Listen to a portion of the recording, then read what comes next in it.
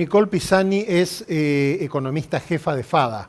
FADA es la Fundación Agropecuaria para el Desarrollo de la Argentina. Nicole, ¿cómo estás? Muy buenas noches. Buenas noches, un gusto estar acompañándolos. Igualmente, bienvenida. A ver, contanos, uno ve la inflación del INDEX y ve la inflación de los supermercados o de los almacenes de cercanía o de muchos productos y dice... no son la misma cosa. ¿Cómo se producen realmente o cómo se llega realmente a los precios de los productos que tenemos en la góndola de los supermercados? Bueno, desde FADA elaboramos semestralmente lo que se conoce como composición de precios para la Ajá, carne, el pan y la leche. Y justamente muestra esto que mencionabas, cómo llegamos a ese precio que pagamos los consumidores por estos tres productos. ujú, El dato sobresaliente, digamos, de este informe es que un cuarto de eso que pagamos en los tres productos son impuestos. Por poner un ejemplo particular, el caso de lo que es la leche. Por cada sachet de leche que vamos y compramos en el supermercado, el vaso que me tomo a la mañana es de impuestos. Y esto se da porque hay un 27% de ese precio final que pagamos los consumidores que son impuestos, tanto nacionales, provinciales como municipales. entiendo. O sea, el 33% impuestos. Y el resto, ¿cuánto es lo que podría decirse es la ganancia de un supermercado? ¿Qué Bueno, porcentaje?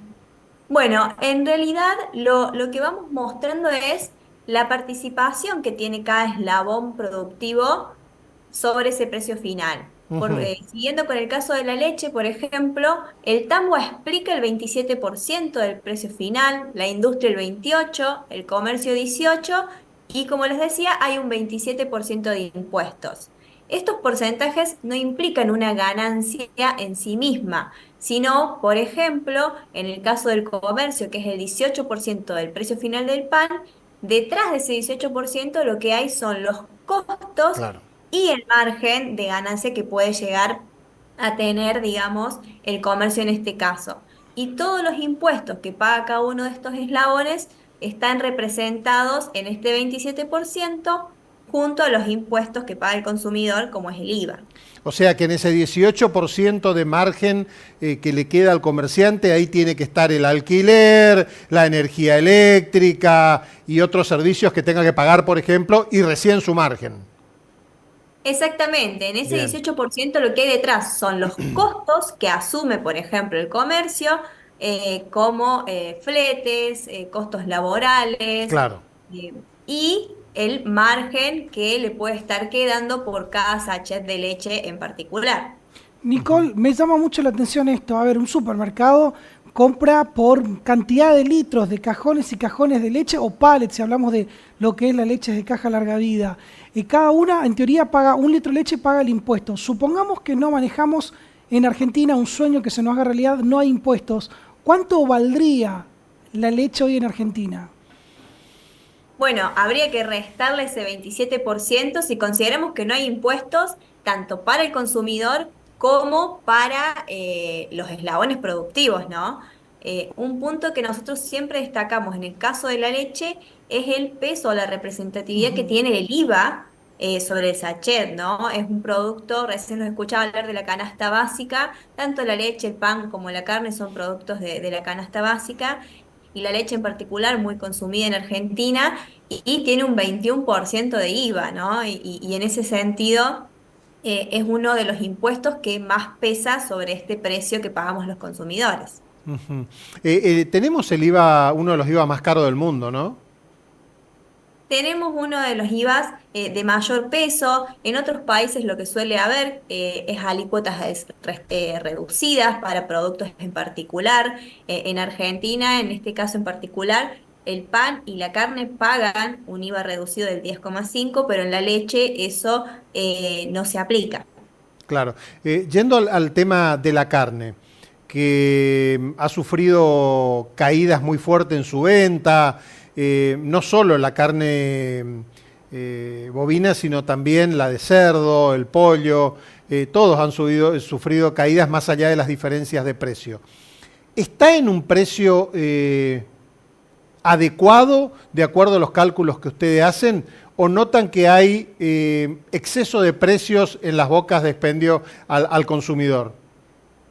Bueno, el precio de la carne en particular venía muy atrasado hacia el año pasado, empezó a recomponerse el precio por kilo en promedio hacia fin de año, digamos, y hoy en particular lo que es el precio de la carne vacuna está o ha evolucionado muy por ser cercano a la inflación, digamos, no es que ha pegado un salto considerable. Lo que termina sucediendo en particular es que el consumidor con un bolsillo tan debilitado no logra convalidar los precios de los productos en la carnicería o en la góndola. Entonces, en ese sentido, ahí vemos claramente cómo este consumidor que no convalida precios termina afectando en una reducción del consumo.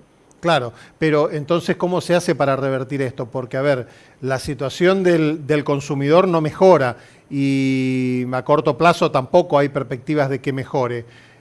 ¿Cómo van a hacer para que se convaliden estos precios? ¿Hay algún camino que no tenga que ver con la baja de impuestos? Porque el gobierno ya lo dejó en claro que hasta el 2025 por lo menos ni se analiza en la agenda una baja de impuestos. ¿Algún camino para que sea más accesible a la gente?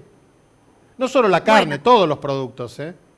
Bueno, ahí es el principal punto, es lo que te mencionaba, la pérdida del poder adquisitivo que tienen los salarios. Si te pongo un ejemplo, en FADA lo medimos desde diciembre de 2017 a la actualidad, los salarios en promedio perdieron un 39% de su capacidad de compra.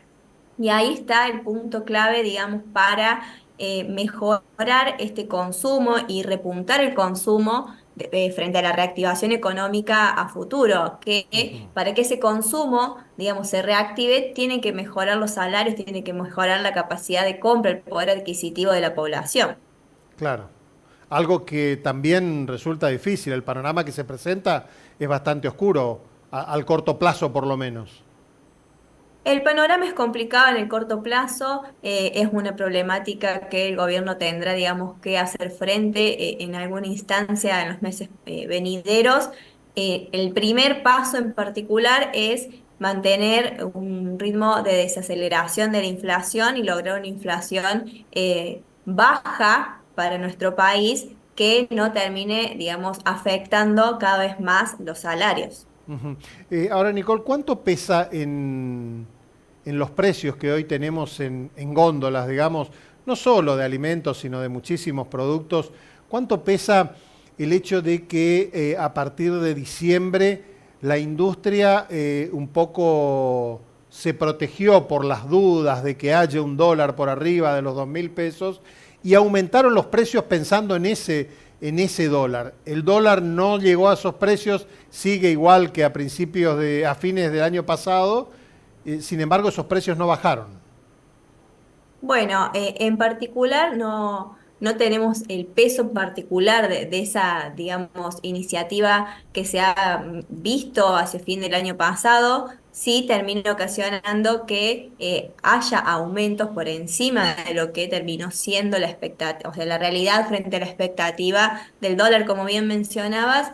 Y sí hubo algunos productos que se han empezado a ver, digamos, una caída de su precio en comparación al mes pasado, en particular en esta medición de INDEC, pero bueno, habrá que realmente ver el impacto que termine teniendo o el peso que tiene en función de la situación de diciembre. La realidad también es que los precios venían, digamos, en muchos sectores, venían bastante atrasados. Sí, sí.